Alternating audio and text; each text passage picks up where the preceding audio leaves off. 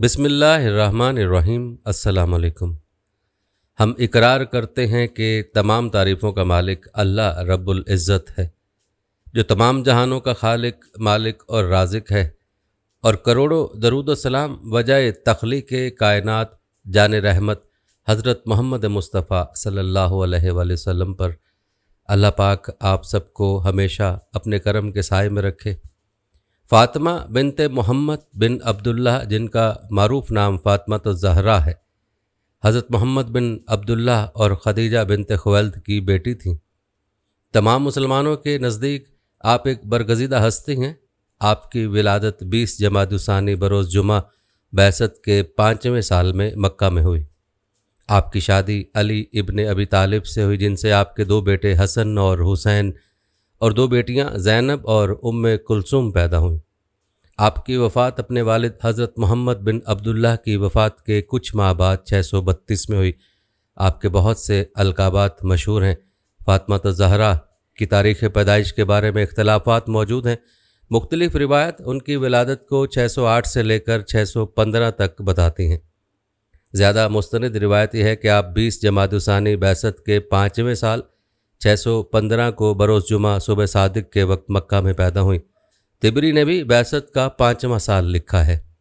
بزار، طبرانی اور ابو نعیم نے روایت کیا ہے، رسول اللہ صلی اللہ علیہ وسلم نے فرمایا، فاطمہ، جانتی ہو میں نے آپ کا نام فاطمہ کیوں رکھا؟ حضرت علی رضی اللہ تعالیٰ عنہ نے عرض کیا، یا رسول اللہ صلی اللہ علیہ وسلم، آپ فرما دیجئے کہ ان کا نام فاطمہ کیوں رکھا ہے؟ رسول اللہ صلی اللہ علیہ وسلم نے فرمایا، اس لیے کہ اللہ تعالیٰ نے فاطمہ اور ان کی اولاد کو نار جہنم سے بالکل الگ کر رکھا ہے۔ حضور نبی اکرم صلی اللہ علیہ وسلم آپ رضی اللہ تعالیٰ عنہ کو پیار سے فاطم کہہ کر پکارتے تھے۔ اسی طرح حضرت علی رضی اللہ تعالیٰ عنہ بھی آپ کو فاطم کہہ کر مخاطب کرتے تھے۔ حضرت فاطمہ سلام اللہ علیہا کو بطول کے لقب سے بھی پکارا جاتا ہے۔ معنی کے لحاظ سے یہ لفظ بطل سے نکلا ہے، جس کے معنی سب سے ٹوٹ کر اسی کے ہو کے رہنا۔ سورہ مزمل میں ارشاد باری تعالیٰ ہے، اے حبیب اپنے رب کا ذکر کیا کریں اور سب سے ٹوٹ کر۔ احمد بن یحییٰ سے سیدہ کائنات حضرت فاطمہ سلام اللہ علیہا کے متعلق پوچھا گیا کہ ان کو بطول کیوں کہا جاتا ہے، تو انہوں نے جواب دیا کہ اس کا سبب یہ ہے کہ آپ اپنے وقت میں امت کی خواتین سے الگ تھلگ رہا کرتی تھیں، اور عفت و پاکیزگی اور فضل و عبادات اور حسب و نسب کے شرف سے آپ کا ایک منفرد مقام تھا، اور یہ بھی کہا جاتا ہے کہ اس لیے بھی بطول کہا جاتا تھا۔ ایک روایت کے مطابق حضرت محمد بن عبداللہ اکثر خاتون جنت کو سونگھ کر فرماتے کہ اس سے بہشت کی خوشبو آتی، کیونکہ یہ اس میوہ جنت سے پیدا ہوئی جو جبرائیل نے مجھے شب معراج کھلایا تھا۔ اس بارے میں بھی اختلافات موجود ہیں کہ آپ محمد بن عبداللہ کی اکلوتی بیٹی تھی یا نہیں۔ اس بارے میں 3 قسم کی روایت ہے۔ ایک قسم وہ ہے جس میں یہ خیال کیا جاتا ہے کہ ان کی اور بہنیں تھیں، جن کا نام زینب، رقیہ اور ام کلثوم تھا۔ دوسری قسم کی روایت کے مطابق یہ باقی بہنیں خدیجہ رضی اللہ تعالیٰ عنہ کی پہلی شادی سے تھیں، جو خدیجہ رضی اللہ تعالیٰ عنہ کی محمد بن عبداللہ سے شادی کے بعد ان کی بیٹیاں بنیں۔ تیسری قسم کی روایت کے مطابق یہ خدیجہ رضی اللہ تعالیٰ عنہ کی بہن حالہ کی بیٹیاں تھیں، جو اپنے والدین یعنی ابو الہند اور حالہ کے اختلافات کے بعد خدیجہ رضی اللہ تعالیٰ عنہ کے زیر کفالت آئیں اور بعد میں حضرت محمد بن عبداللہ کی بیٹیاں بن گئیں۔ لیکن قرآن میں محمد بن عبداللہ کی بیٹیوں کے لیے جمع کا صیغہ آیا ہے۔ آپ نے اپنی بہنوں کے نام پر بعد میں اپنی بیٹیوں کے نام بھی ام کلثوم اور زینب رکھے۔ آپ کی تربیت خاندان رسالت میں ہوئی، جو حضرت محمد بن عبداللہ، خدیجہ رضی اللہ تعالیٰ عنہ، فاطمہ بنت اسد، ام سلمہ، ام الفضل، ام ہانی، اسماء بنت امیس، صفیہ بنت حمزہ وغیرہ نے مختلف اوقات میں کی۔ خدیجہ رضی اللہ تعالیٰ عنہ کے انتقال کے بعد حضرت محمد بن عبداللہ نے ان کی تربیت و پرورش کے لیے فاطمہ بنت اسد کا انتخاب کیا۔ جب ان کا بھی انتقال ہو گیا تو اس وقت حضرت محمد صلی اللہ علیہ وآلہ وسلم نے ام سلمہ کو ان کی تربیت کی ذمہ داری دی۔ آپ کے مشہور القاب میں زہرا اور سیدۃ النساء العالمین، تمام جہانوں کی عورتوں کی سردار اور بطول ہیں۔ مشہور کنیت ام الائمہ، ام السبتین اور ام الحسنین ہے۔ آپ کا مشہور ترین لقب سیدۃ النساء العالمین ایک مشہور حدیث کی وجہ سے پڑا، جس میں حضرت محمد صلی اللہ علیہ وسلم نے ان کو بتایا کہ وہ دنیا اور آخرت میں عورتوں کی سیدہ یعنی سردار ہیں۔ اس کے علاوہ خاتون جنت الطاہرہ، الزکیہ، المرضیہ، السیدہ، سیدۃ النساء، اہل الجنہ، العذرا وغیرہ بھی القاب کے طور پر ملتے ہیں۔ حضرت فاطمہ زہرا رضی اللہ تعالیٰ عنہا کی ابتدائی تربیت خود رسول اللہ صلی اللہ علیہ وسلم اور حضرت خدیجہ رضی اللہ تعالیٰ عنہا نے کی۔ اس کے علاوہ ان کی تربیت میں اولین مسلمان خواتین شامل رہیں۔ بچپن میں ہی ان کی والدہ حضرت خدیجہ رضی اللہ تعالیٰ عنہا کا انتقال ہو گیا۔ انہوں نے اسلام کا ابتدائی زمانہ دیکھا اور وہ تمام تنگ دستی برداشت کی جو رسول اللہ صلی اللہ علیہ وسلم نے ابتدائی زمانہ میں قریش کے ہاتھوں برداشت کی۔ ایک روایت کے مطابق ایک دفعہ حضرت محمد صلی اللہ علیہ وسلم کعبہ میں حالت سجدہ میں تھے جب ابو جہل اور اس کے ساتھیوں نے ان پر اونٹ کی اوجھڑی ڈال دی۔ حضرت فاطمہ رضی اللہ تعالیٰ عنہا کو خبر ملی تو آپ نے آ کر ان کی کمر پانی سے دھوئی۔ حالانکہ آپ اس وقت کم سن تھیں، اس وقت آپ روتی تھیں، تو حضرت محمد صلی اللہ علیہ وسلم کو کہتے جاتے تھے کہ اے جان پدر رو نہیں، اللہ تیرے باپ کی مدد کرے گا۔ ان کے بچپن ہی میں ہجرت کا مدینہ واقع ہوا۔ ربیع الاول میں 10 بعثت کو ہجرت ہوئی۔ مدینہ پہنچ کر حضرت محمد صلی اللہ علیہ وسلم نے زید بن حارثہ اور ابو رافع کو 500 درہم اور اونٹ دے کر مکہ سے حضرت فاطمہ رضی اللہ تعالیٰ عنہا، حضرت فاطمہ بنت اسد، حضرت سودا اور حضرت عائشہ کو بلوایا۔ چنانچہ وہ کچھ دن بعد مدینہ پہنچ گئیں۔ بعض دیگر روایت کے مطابق انہیں حضرت علی رضی اللہ تعالیٰ عنہ بعد میں لے کر آئے۔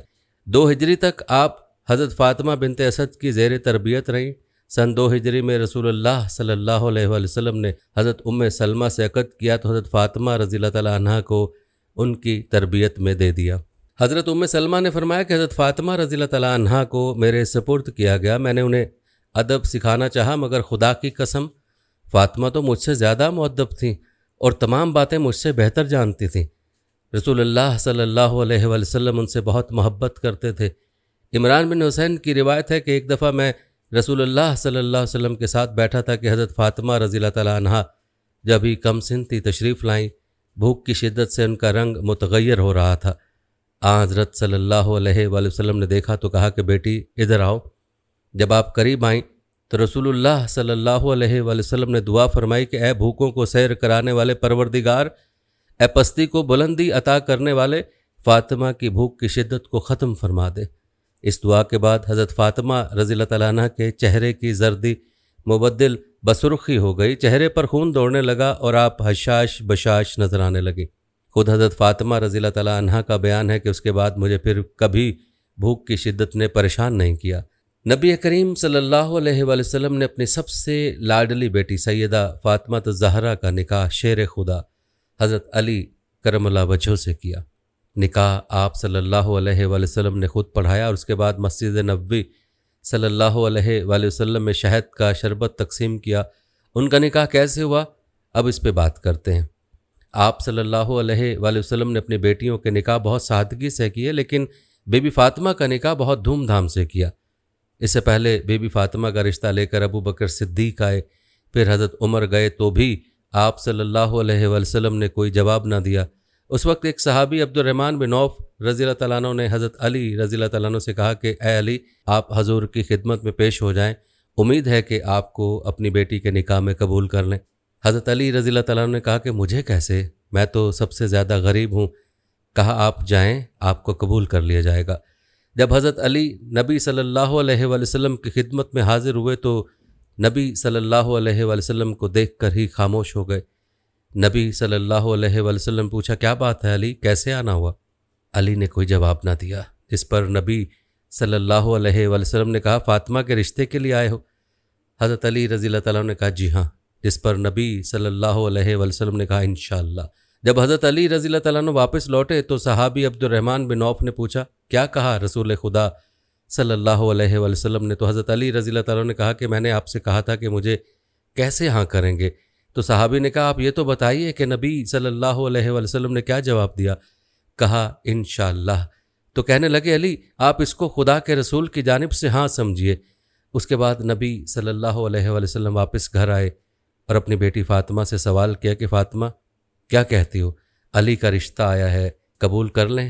کہا جی بابا، جبکہ اللہ تعالیٰ کی طرف سے جبریل وحی لے آئے تھے کہ فاطمہ کا نکاح علی سے طے کر دیا جائے۔ لیکن نبی صلی اللہ علیہ وسلم نے بیٹی کی مرضی کی بنا ان کا نکاح نہیں کیا۔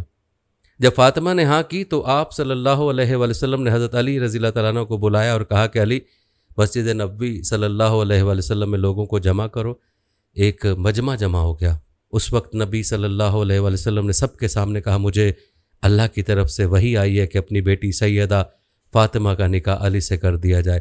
پھر نبی صلی اللہ علیہ وسلم نے مسجد نبوی صلی اللہ علیہ وسلم میں حضرت علی کا نکاح اپنی بیٹی فاطمہ سے پڑھایا اور کہا، اے علی، 500 درہم مہر کے عوض آپ فاطمہ بنت محمد کو قبول کرتے ہیں؟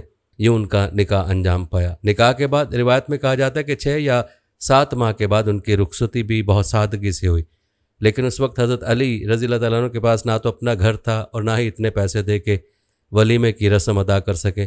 شادی کے بعد نبی کریم صلی اللہ علیہ وسلم نے حضرت علی رضی اللہ تعالیٰ عنہ سے کہا کہ اے علی، ابھی تو آپ کو ولیمہ بھی کرنا ہے۔ علی نے جواب دیا، یا رسول اللہ صلی اللہ علیہ وسلم، میرے پاس تو اتنے پیسے بھی نہیں ہیں کہ میں ولیمے کی تقریب کر سکوں۔ جس پر حضرت محمد صلی اللہ علیہ وسلم نے شیر خدا کو 9 درہم دیے اور کہا، چھوارے، گھی اور شہد ان پیسوں سے خرید لاؤ۔ ایک صحابی نے کہا، میرے پاس ایک چھترا ہے جس کا 13 یا 14 کلو گوشت ہے، تو آپ کا ولیمہ ہو جائے گا۔ نبی صلی اللہ علیہ وسلم نے، جو بیٹی کے باپ تھے، انہوں نے اپنی بیٹی کے ولیمے کی تقریب خود کی، کھانا بھی خود تقسیم کیا۔ یوں سادگی سے نبی صلی اللہ علیہ وسلم نے اپنی بیٹی خاتون جنت سیدہ فاطمہ بنت محمد صلی اللہ علیہ وسلم کی شادی شیر خدا حضرت علی رضی اللہ تعالیٰ عنہ سے کی۔ رسول اکرم صلی اللہ علیہ وسلم اپنے چند باوفا مہاجر اور انصار اصحاب کے ساتھ اس شادی کے جشن میں شریک تھے۔ تکبیروں اور تحلیلوں کی آوازوں سے مدینہ کی گلیوں اور کوچوں میں ایک خاص روحانیت پیدا ہو گئی تھی اور دلوں میں سرور و مسرت کی لہریں موجزن تھیں۔ یہ بات شروع سے ہی سب پر آیا تھی کہ علی رضی اللہ تعالیٰ عنہ کے علاوہ کوئی دوسرا دختر رسول صلی اللہ علیہ وسلم کا نہیں ہے۔ جہیز کے لیے رسول اللہ صلی اللہ علیہ وسلم نے حضرت مقداد ابن اسود کو رقم دے کر اشیاء خریدنے کے لیے بھیجا اور حضرت سلمان فارسی رضی اللہ تعالیٰ عنہ اور حضرت بلال رضی اللہ تعالیٰ عنہ کو مدد کے لیے ساتھ بھیجا۔ انہوں نے چیزیں لا کر نبی کریم صلی اللہ علیہ وسلم کے سامنے رکھیں۔ اس وقت حضرت اسماء بنت امیس بھی موجود تھیں۔ مختلف روایات میں جہیز کی فہرست میں ایک قمیص، ایک مکنہ یا خمار یعنی سر ڈھانپنے کے لیے کپڑا، ایک سیاہ کمبل، کھجور کے پتوں سے بنا ہوا ایک بستر، موٹے ٹاٹ کے 2 فرش، 4 چھوٹے تکیے، ہاتھ کی چکی، کپڑے دھونے کے لیے تانبے کا ایک برتن، چمڑے کی مشک، پانی پینے کے لیے لکڑی کا ایک برتن یعنی بادیا، کھجور کے پتوں کا ایک برتن جس پر مٹی پھیر دیتے ہیں، 2 مٹی کے آپ خورے، مٹی کی سراہی، زمین پر بچھانے کا ایک چمڑا، ایک سفید چادر اور ایک لوٹا شامل تھے۔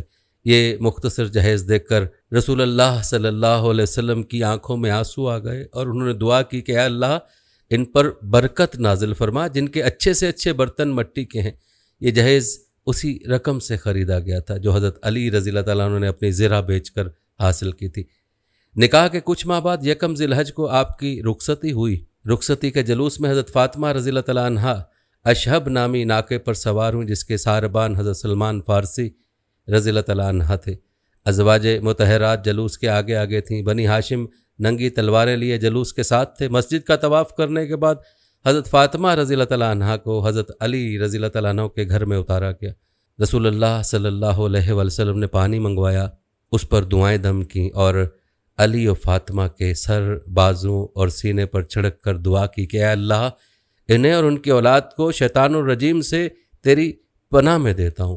ازواج مطہرات نے جلوس کے آگے رجس پڑھے۔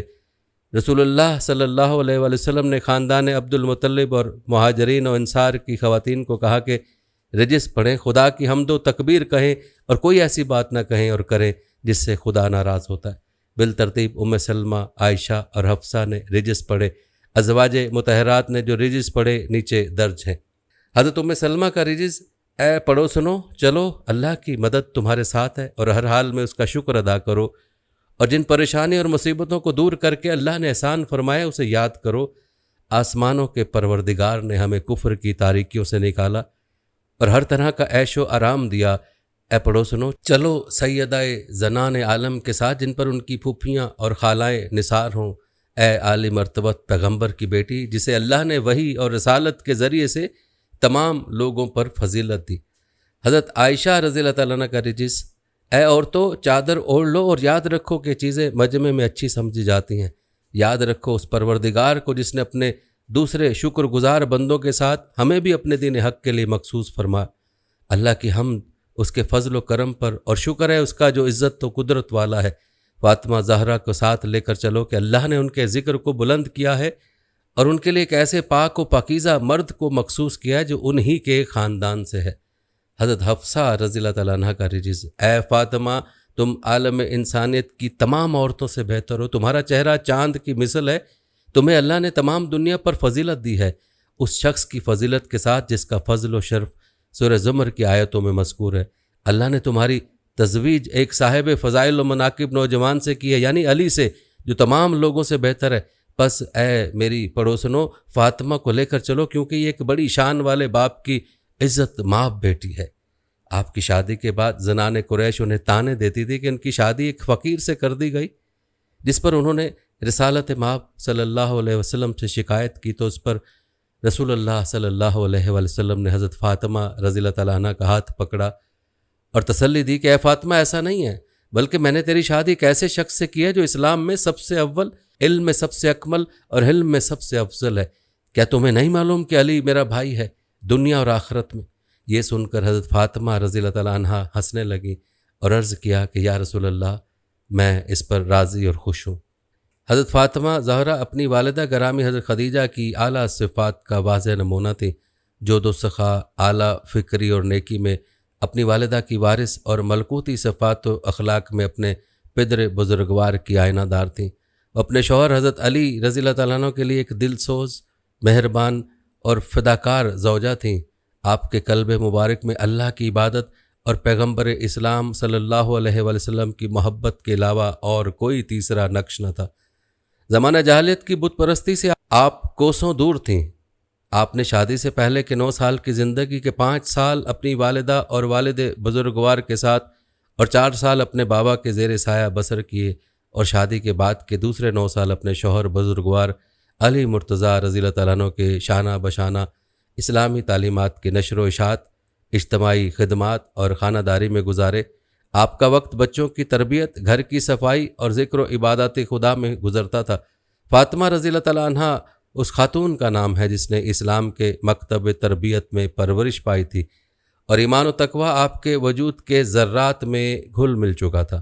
فاطمہ زہرا رضی اللہ تعالیٰ عنہ نے اپنے ماں باپ کی آغوش میں تربیت پائی اور معرف و علوم الہی کو سرچشمہ نبوت سے کسب کیا۔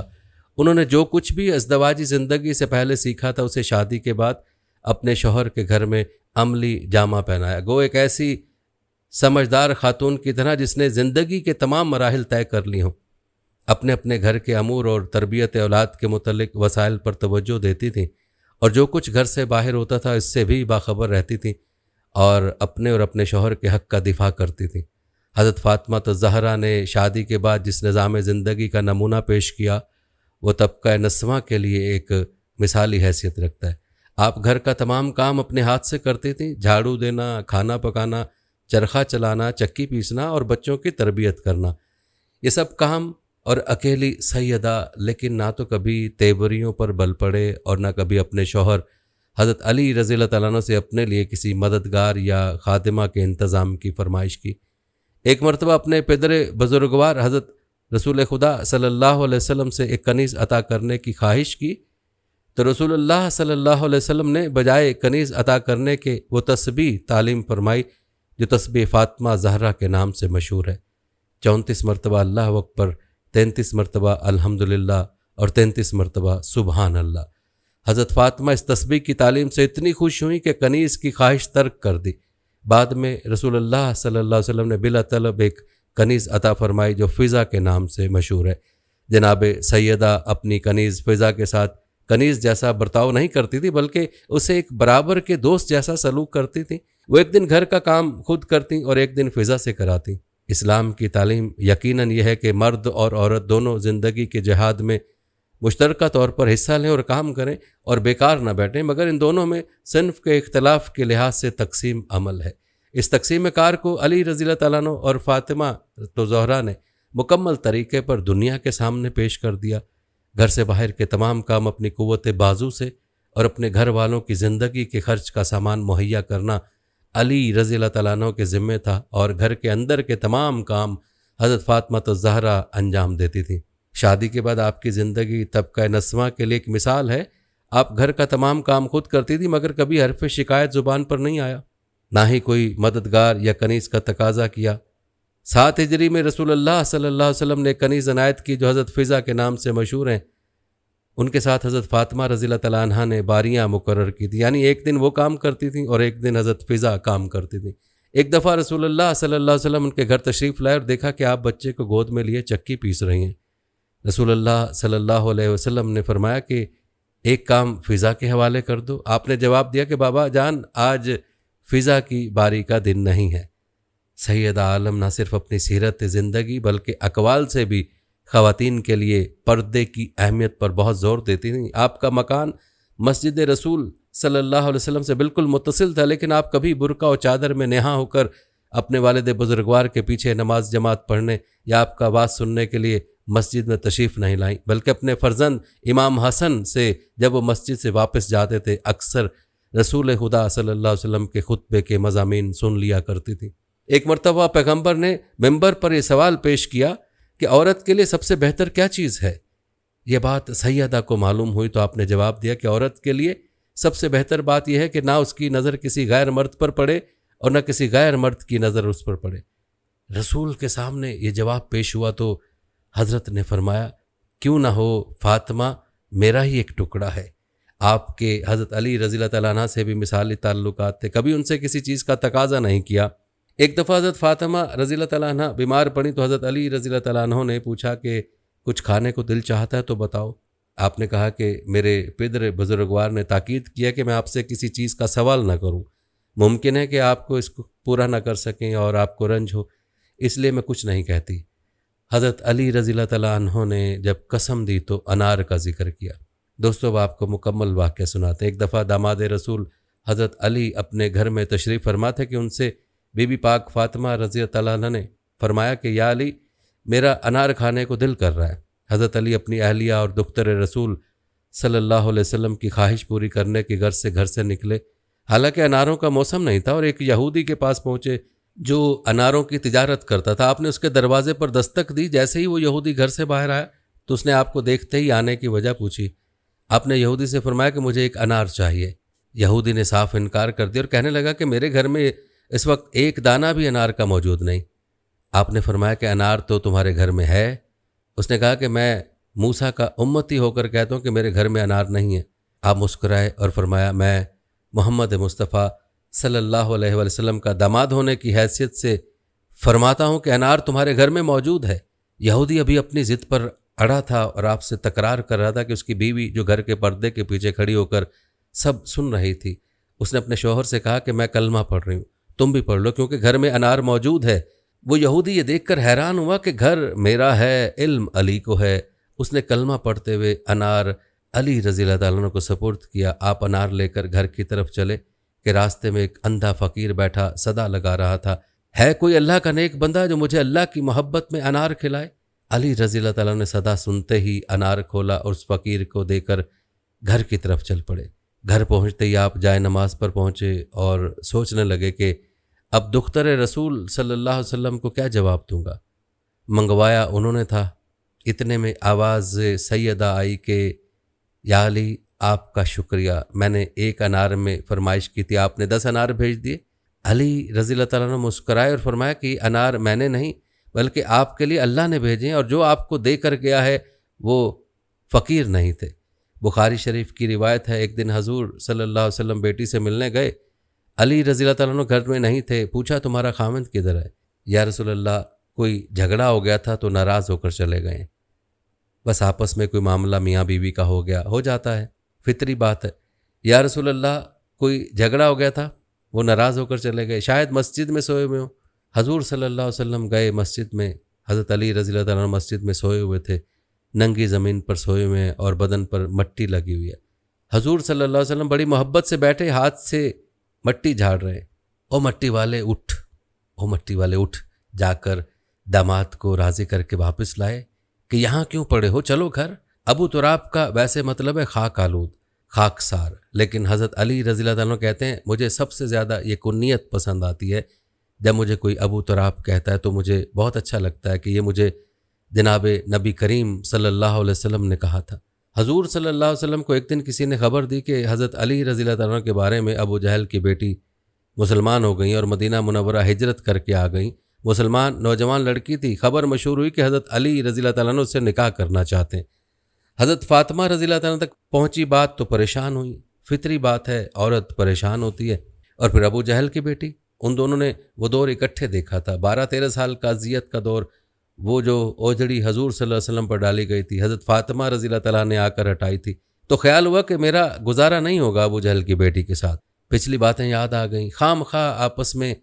تو جا کر حضور صلی اللہ علیہ وسلم سے کہا یہ پتہ چلا ہے کہ آپ کا امزاد ابو جہل کی بیٹی آئی ہے، اسے شادی کرنا چاہتا ہے، تو آپ کوئی بیٹیوں کا خیال بھی کیا کرتے ہیں کہ نہیں؟ بیٹی باپ سے کہہ رہی ہے۔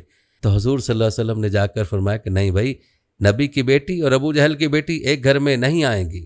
بخاری شریف کی روایت ہے، حضور صلی اللہ علیہ وسلم بیمار ہیں، بیٹی پتہ لینے آئی ہیں، اس وقت تک باقی تینوں فوت ہو چکی تھیں۔ حضور صلی اللہ علیہ وسلم کی وفات کے وقت ایک ہی بیٹی زندہ تھی، وہ بھی 6 مہینے رہیں بعد میں۔ حضرت فاطمہ رضی اللہ تعالیٰ بیٹی ابا جی کا حال پوچھنے آئی ہے۔ حضور صلی اللہ علیہ وسلم اٹھ کر بیٹھ گئے، سر پر ہاتھ پھیرا، بٹھایا پاس، جیسے باپ بیٹیوں کو بٹھاتے ہیں۔ بیٹھے بیٹھے حضرت عائشہ رضی اللہ تعالیٰ عنہ کہتی ہیں کہ حضور صلی اللہ علیہ وسلم نے فاطمہ رضی اللہ تعالیٰ عنہ کے کان میں کوئی بات کہی تو فاطمہ رونے لگ گئی۔ تھوڑی دیر کے بعد حضور صلی اللہ علیہ وسلم نے قریب کر کے کان میں بات کہی تو خوش ہو گئی۔ جب وہاں سے فارغ ہوئی تو میں نے الگ بلا کر پوچھا بیٹا حضور صلی اللہ علیہ وسلم کیا کہہ رہے تھے؟ انہوں نے کہا اماں جی ابا جی نے کان میں کہا تھا جو بات کان میں کی جائے وہ کیا ہوتی ہے؟ راز ہوتی ہے۔ حضور صلی اللہ علیہ وآلہ وسلم کی وفات کے بعد کافی دن گزر گئے تو حضرت عائشہ رضی اللہ تعالیٰ عنہ نے پھر بلایا، میں تمہیں ماں ہونے کا واسطہ دیتی ہوں، بتاؤ حضور صلی اللہ علیہ وآلہ وسلم نے کیا کہا تھا؟ کہا ہاں اب بتاتی ہوں آپ کو۔ حضور صلی اللہ علیہ وآلہ وسلم مجھے کان میں کہا تھا کہ فاطمہ میں شاید ایک آدھ دن اسی بیماری میں جا رہا ہوں۔ بیٹی کو باپ کی وفات کی اطلاع ملی تو بیٹی کیا کرے گی؟ تھوڑی دیر کے بعد حضور صلی اللہ علیہ وسلم نے دیکھا کہ پریشان ہو رہی ہے تو کان میں کہا کہ بیٹی میرے بعد سب سے پہلے تم میرے پاس آؤ گے، تو خوش ہو گئی۔ حضور صلی اللہ علیہ وآلہ وسلم نے اپنی وفات کی خبر دی ہے تو بیٹی رونے لگ گئی ہے، اور بیٹی کو اس کی وفات کی خبر دی ہے تو وہ خوش ہو گئی ہے۔ یہ باپ بیٹی کا معاملہ تھا۔ آپ نے کئی جنگیں دیکھی جن میں حضرت علی رضی اللہ تعالیٰ عنہ نے نمایاں کردار ادا کیا، مگر کبھی یہ نہیں چاہا کہ وہ جنگ میں شریک نہ ہوں اور بچے رہیں۔ اس کے علاوہ جنگ احد میں حضرت علی رضی اللہ تعالیٰ عنہ نے 16 زخم کھائے اور رسول اللہ صلی اللہ علیہ وسلم کا چہرہ مبارک بھی زخمی ہو، مگر آپ نے کسی خوف و ہراس کا مظاہرہ نہیں کیا اور مرہم پٹی، علاج اور تلواروں کی صفائی کے فرائض سر انجام دیے۔ اللہ نے آپ کو 2 بیٹوں اور 2 بیٹیوں سے نوازا۔ 2 بیٹے حضرت حسن بن علی رضی اللہ تعالیٰ عنہ اور حضرت حسین بن علی رضی اللہ تعالیٰ عنہ، اور بیٹیاں زینب بنت علی رضی اللہ تعالیٰ عنہ، ام کلثوم بنت علی رضی اللہ تعالیٰ عنہ تھیں۔ ان کے دونوں بیٹوں کو رسول اللہ صلی اللہ علیہ وسلم اپنا بیٹا کہتے تھے اور بہت پیار کرتے تھے، اور فرمایا تھا کہ حسن اور حسین جنت کے جوانوں کے سردار ہیں۔ ان کے نام بھی حضرت محمد صلی اللہ علیہ وآلہ وسلم نے خود رکھے تھے۔ حضرت فاطمہ رضی اللہ عنہ کی مشہور روایت کے مطابق 29 سال عمر تھی کہ جناب رسالت مآب صلی اللہ علیہ وسلم نے رحلت فرمائی۔ حضرت فاطمہ رضی اللہ تعالیٰ عنہ حضرت صلی اللہ علیہ وسلم کی محبوب ترین اولاد تھیں، اور اب صرف وہی باقی رہ گئی تھی، اس لیے ان کو صدمہ بھی اوروں سے زیادہ ہوا۔ وفات سے پہلے ایک دن حضرت صلی اللہ علیہ وسلم نے ان کا بلا بھیجا، تشریف لائیں تو ان سے کچھ کان میں باتیں کیں، وہ رونے لگیں، پھر بلا کر کان میں کچھ کہا تو ہنس پڑیں۔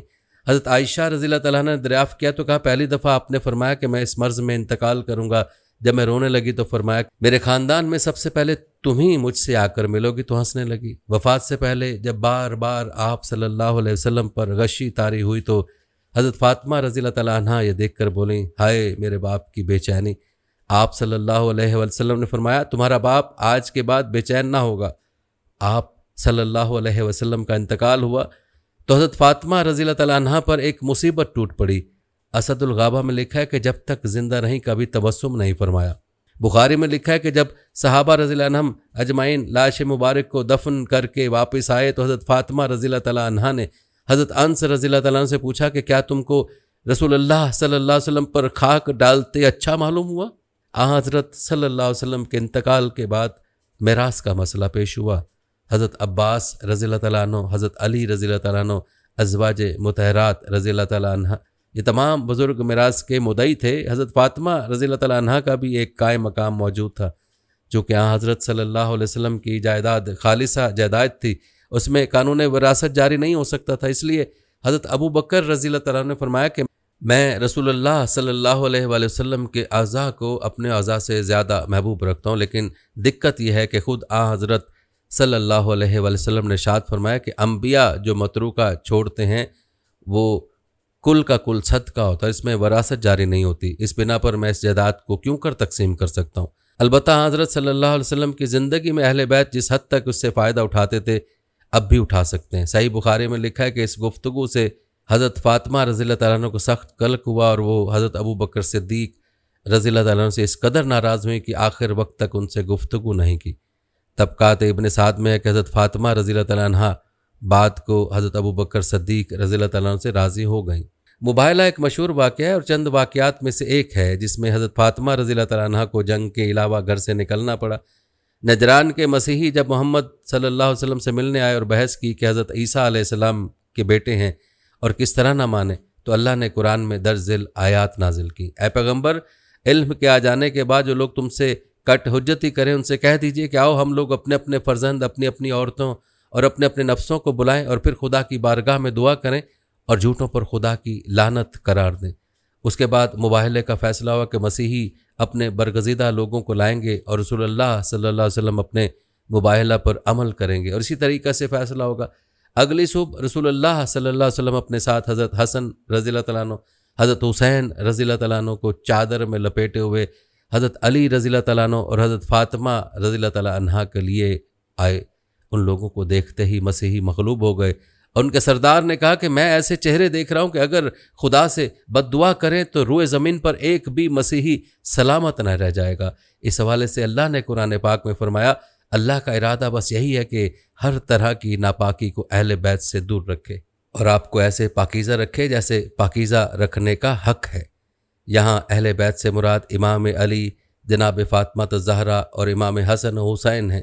اس حدیث کو شیعہ اور اہل سنت دونوں نے نقل کیا ہے۔ مثال کے طور پر ایک حدیث پیغمبر اکرم صلی اللہ علیہ وسلم سے جناب ام سلمہ بیان فرماتی ہیں، یہ آیت میرے گھر میں نازل ہوئی جب رسول اللہ صلی اللہ علیہ وآلہ وسلم نے علی، فاطمہ، حسن اور حسین علیہ السلام کو بلایا اور ان پر چادر ڈال دی، پھر فرمایا اللہ یہ میرے اہل بیت ہیں۔ آپ ہی کی ایک روایت میں ہے کہ جناب ام سلمہ نے عرض کی کہ یا رسول اللہ کیا میں اہل بیت میں سے نہیں ہوں؟ تو آپ صلی اللہ علیہ وآلہ وسلم نے فرمایا تم خیر پر ہو اور تم ازواج پیغمبر صلی اللہ علیہ وسلم میں سے ہو۔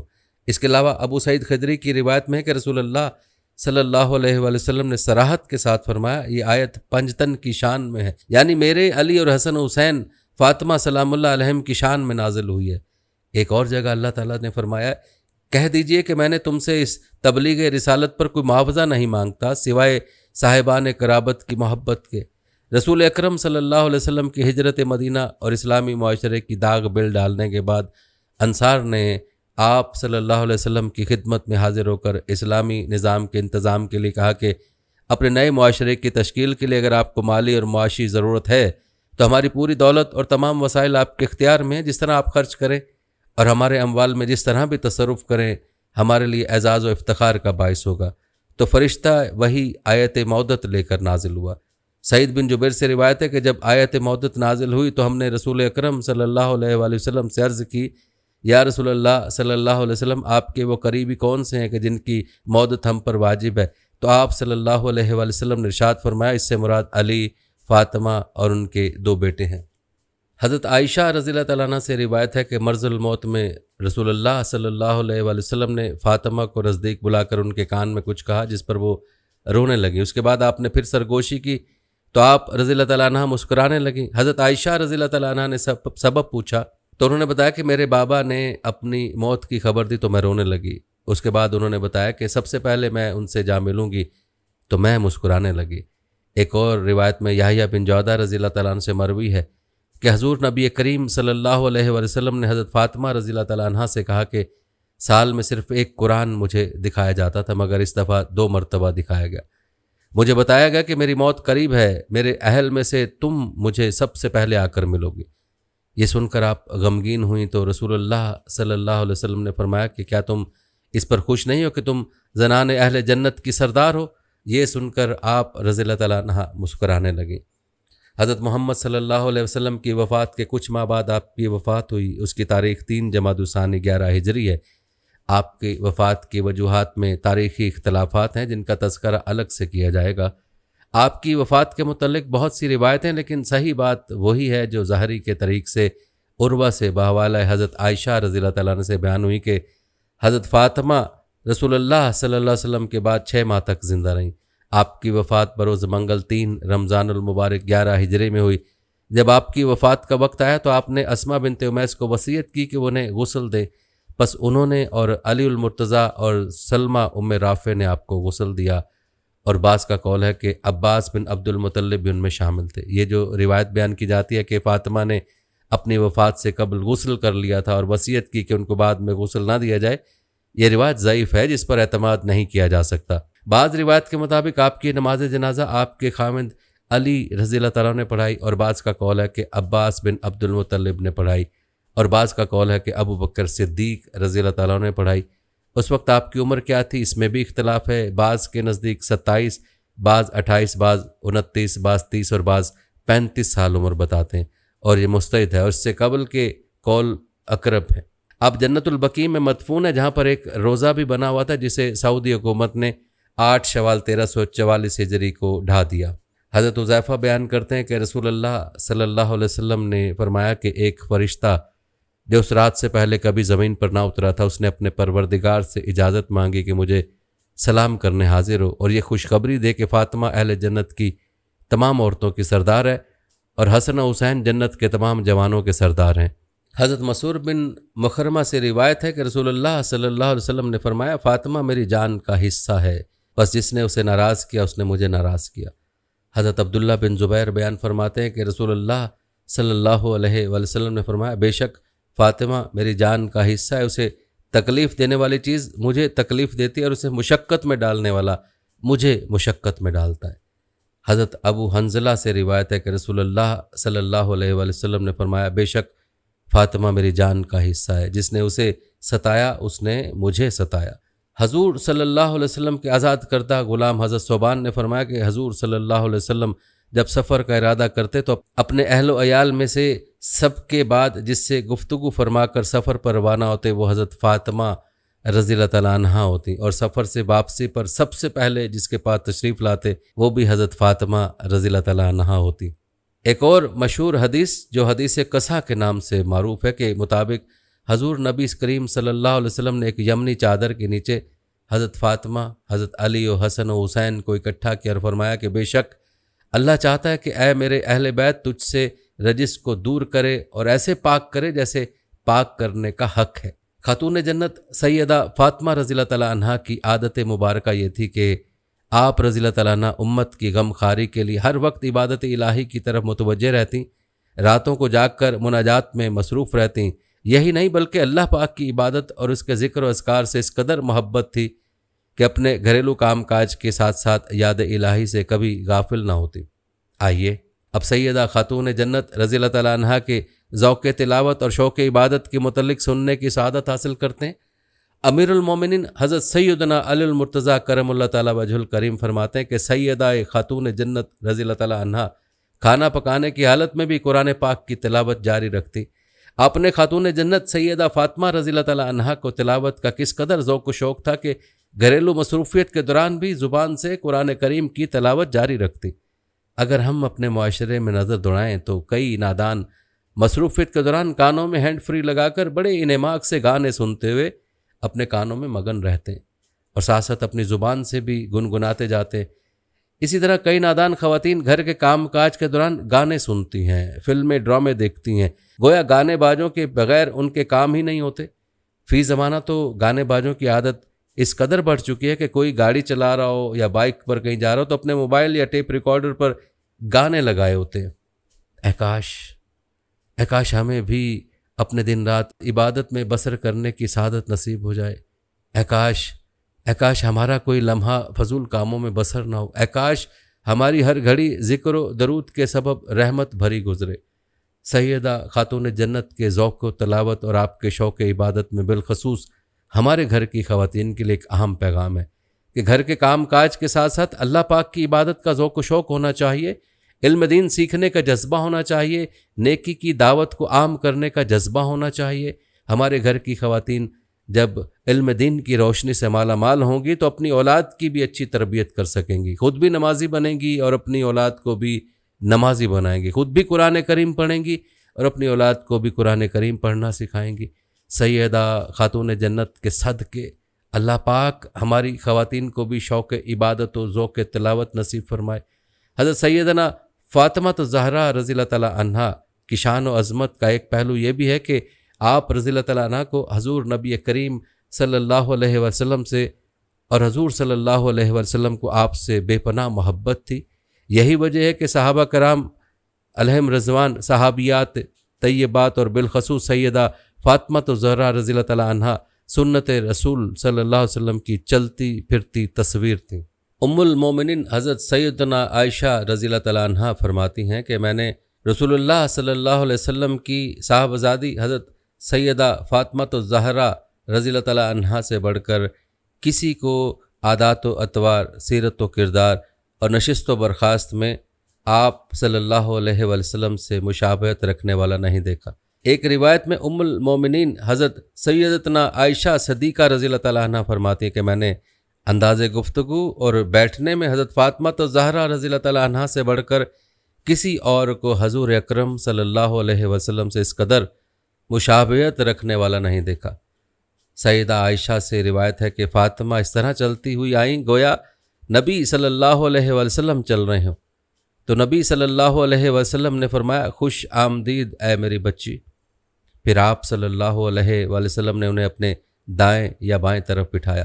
حضرت عائشہ رضی اللہ تعالیٰ عنہ بیان فرماتے ہیں کہ جب حضور رحمت صلی اللہ علیہ وسلم حضرت فاطمہ رضی اللہ تعالیٰ عنہ کو آتا ہوا دیکھتے تو انہیں خوش آمدید کہتے، ان کی خاطر اپنی نشست سے قیام فرماتے، انہیں اپنی نشست پر بٹھاتے اور فرماتے اے فاطمہ تجھ پر میرے ماں باپ قربان ہوں۔ اسی طرح جب سیدہ فاطمہ رضی اللہ تعالیٰ عنہ حضور صلی اللہ علیہ وسلم کو اپنی طرف تشریف لاتا ہوا دیکھتی تو یہی عمل فرماتی۔ حضرت فاطمہ رضی اللہ تعالیٰ عنہ بھی سیرت و کردار، رفتار و گفتار، ہر انداز میں نبی کریم صلی اللہ علیہ وسلم کا عکس تھیں۔ حضرت عائشہ رضی اللہ تعالیٰ عنہ بیان فرماتے ہیں کہ رسول اللہ صلی اللہ علیہ وسلم کے گرد آپ کی تمام ازواج مطہرات جمع تھی، اتنے میں حضرت فاطمہ رضی اللہ تعالیٰ عنہ تشریف لائیں۔ ان کی چال ہو بہو نبی صلی اللہ علیہ وسلم کی چال مبارک جیسی تھی۔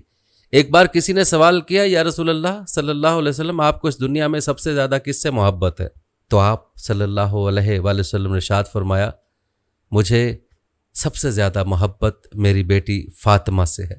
عصمت و عفت و شرم و حیا میں سیدہ کائنات سلام اللہ علیہ کا درجہ بہت زیادہ بلند تھا کہ آپ سلام اللہ علیہ تاجدار کائنات حضور نبی کریم صلی اللہ علیہ وسلم کے جسد مبارک کا حصہ تھیں، اور تو اس سرچشمہ حیات کا ایک دھارا تھی جسے پوری انسان سیراب ہوتی آ رہی ہے۔ جب شیب بن ابی طالب میں مسلمانوں کو وہاں محصور کیا گیا تو رسول نبی کریم کی خمسن شہزادی بھوک افلاس اور مشکلات کے دنوں میں تقریباً 2 سال کی عمر میں شیب ابی طالب میں دیگر مسلمانوں کے ہمراہ محصور رہیں، اور اپنی زندگی کے ابتدائی ایام میں تقریباً 3 سال تک آپ نے شیب ابی طالب کے قید و بند کی صحبتوں کو برداشت کیا۔ غزوہ احد میں جب حضور نبی کریم صلی اللہ علیہ وسلم زخمی ہوئے اور جس میں اطہر سے خون مبارک جاری ہوا تو سیدنا علی مرتضیٰ اور خاتون جنت حضرت فاطمہ مل کر آپ کی مرہم پٹی فرماتے۔ زخم گہرا ہونے کی وجہ سے خون مبارک کا بہاؤ تھم نہیں رہا تھا تو بوریے کا ایک ٹکڑا جلایا گیا اور اس کا خاکستر زخم پر لگایا گیا تو خون مبارک بہنا بند ہو گیا۔ دوستو ابھی آپ کے ساتھ کچھ واقعات کا ذکر کرتے ہیں جو سیدنا فاطمہ الزہرا سلام اللہ علیہ کے جود و سخا پر مبنی ہے کہ آپ کس قدر ثقیل خاتون تھیں۔ جود و سخا خاندان نبوت کا وہ امتیاز ہے جس نے فکر و استغنا کی تصور قائم کر کے یہ ثابت کر دیا کہ جو اللہ تعالیٰ کے لیے جیتے اور مرتے ہیں، دنیا کی زوائش و آسائش اور مال و دولت ان کے لیے خاک پاس سے بھی کمتر حیثیت رکھتی ہے۔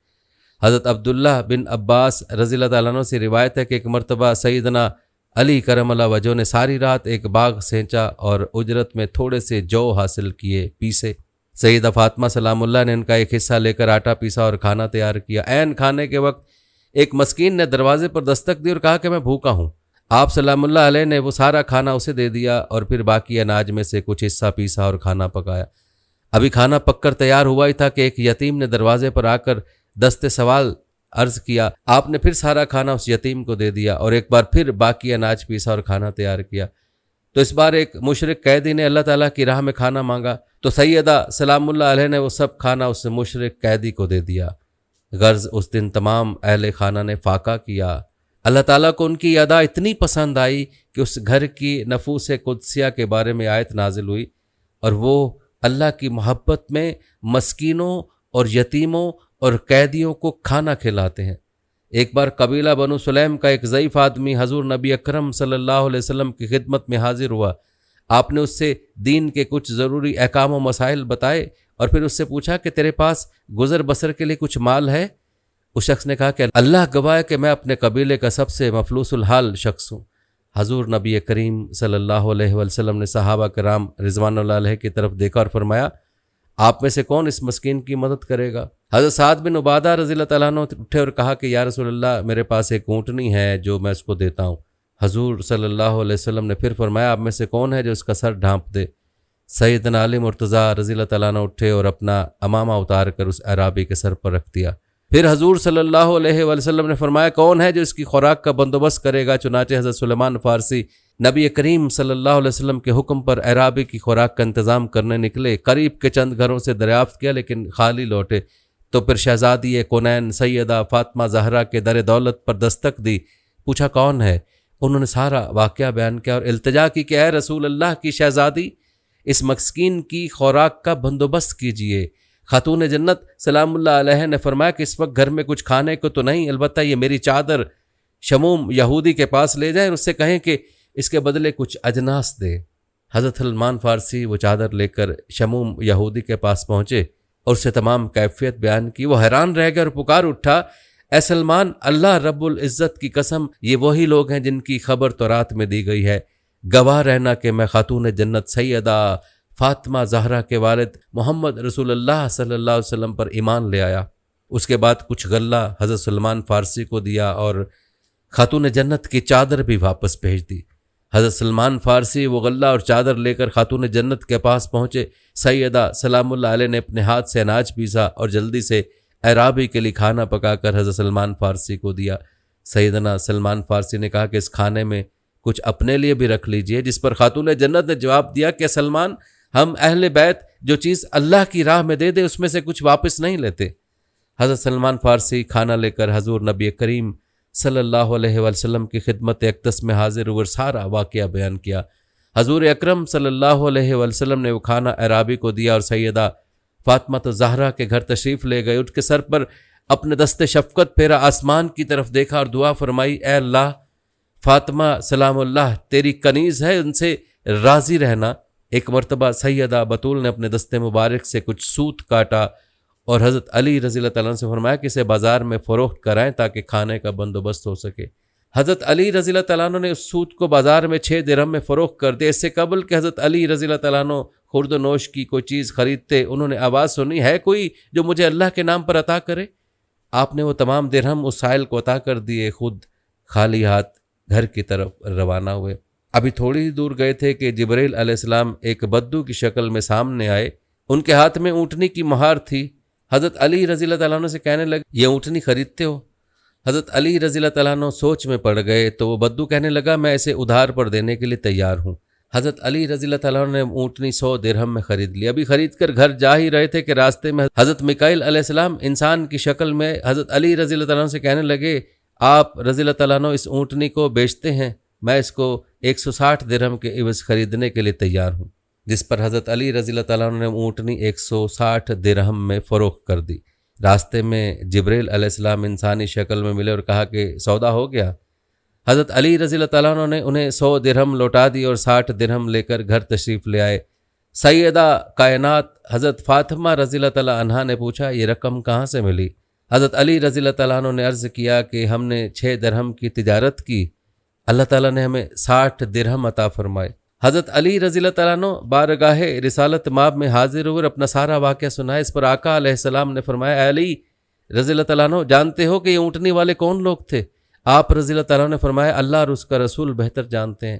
آپ صلی اللہ علیہ وآلہ وسلم نے فرمایا، بیچنے والے جبرائیل امین علیہ السلام تھے اور خریدنے والے حضرت میکائیل علیہ السلام تھے، اور وہ اونٹنی دراصل جنت الفردوس کی وہ ناقہ تھی جس پر حضرت فاطمہ رضی اللہ تعالیٰ عنہا جنت میں سواری کیا کریں گی۔ دوستو، اب آپ کو بتاتے ہیں کہ سیدہ فاطمہ زہرا نے کس طرح اپنے بچوں کی پرورش کی، اور حضور صلی اللہ علیہ وآلہ وسلم اپنے نواسوں حضرت امام حسن اور حسین سے کس قدر محبت فرمایا کرتے تھے۔ خاتون جنت محبوبہ کائنات سیدہ فاطمہ زہرا کے 3 صاحبزاد، سیدنا امام حسن مجتبی علیہ السلام، سیدنا امام حسین علیہ السلام اور سیدنا محسن علیہ السلام، جن کا وصال بچپن میں ہو گیا تھا، اور 3 صاحبزادی ہیں، سیدہ زینب سلام اللہ علیہ، سیدہ ام کلثوم سلام اللہ علیہ اور سیدنا رقیہ سلام اللہ علیہ تھے۔ جب تک حضرت فاطمہ زہرا سلام اللہ علیہ زندہ رہیں تو حضرت علی نے دوسرا نکاح نہیں کیا۔ ایک مثالی بیوی اور بیٹی ہونے کے ساتھ ساتھ حضرت فاطمہ زہرا ایک مثالی اور کامل ترین ماں بھی ہیں، کیونکہ آپ سلام اللہ بطریق احسن جانتی تھی کہ بہترین، مثالی اور کامل ترین ماں کسے کہتے ہیں۔ آپ کے آغوش مبارک میں ایسے بچوں نے تربیت پائی جن کے فضائل و مناقب سے زمین و آسمان کی وسعتیں بھری ہوئی ہیں۔ سیدنا انس بن مالک رضی اللہ تعالیٰ عنہ سے مروی ہے کہ نبی اکرم صلی اللہ علیہ وسلم نے ایک دن سیدہ فاطمہ زہرا سے فرمایا، میرے بیٹوں حسنین کریمین کو لائیں۔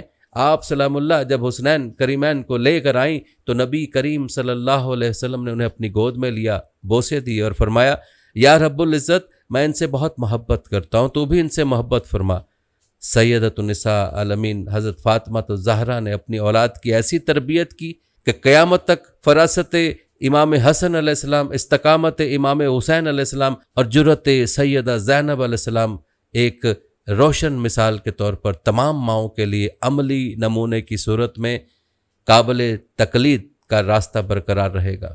خاتون جنت سیدہ فاطمہ زہرا سلام اللہ علیہ بیان کرتی ہیں کہ میں حضور نبی کریم صلی اللہ علیہ وآلہ وسلم کے مرض وصال میں حسنین کریمین کو لے کر آپ کی خدمت میں حاضر ہوئی اور عرض کیا، یا رسول اللہ صلی اللہ علیہ وآلہ وسلم، یہ دونوں آپ کے بیٹے ہیں، انہیں کس چیز کا وارث بنا دیں؟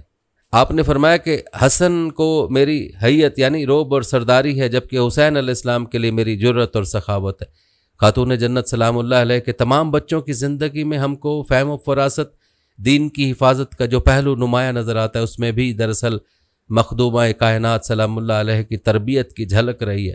آپ کی شخصیت آپ کے بچوں کے سامنے صرف کھلی ہوئی کتاب کی طرح نہیں تھی، بلکہ ایک عملی مروی کسی تھی۔ اللہ رب العزت پر توکل، رسول اللہ کی اطاعت، شب و روز عبادت، دوسروں کے لیے جان نثاری، اعمال میں خلوص، سخت حالات کے باوجود سخاوت، ہر حال میں حسن نیت، حریفوں کے ساتھ عفو درگزر، آنے والوں کے ساتھ مہمان نوازی، اپنے پیکر میں فلک عظیم جیسے تمام اوصاف آپ نے بچوں کو گھٹی میں پلائے تھے، اور بلا شبہ اولاد کی ایسی بہترین تربیت و پرورش کا صحرا دختر رسول صلی اللہ علیہ وسلم کے سر ہی جاتا ہے کہ آپ سلام اللہ علیہ کی اولاد نے جام شہادت نوش فرما کر دین اسلام کو 4 چاند لگا دی۔ حضور نبی کریم صلی اللہ علیہ وسلم اپنے اہل بیت اطہار بالخصوص حضرات حسنین کریمین سے شدید محبت فرماتے تھے۔ حضور نبی اکرم صلی اللہ علیہ وسلم حضرت امام حسن رضی اللہ تعالیٰ عنہ اور حضرت امام حسین رضی اللہ تعالیٰ عنہ کے مقام و مرتبے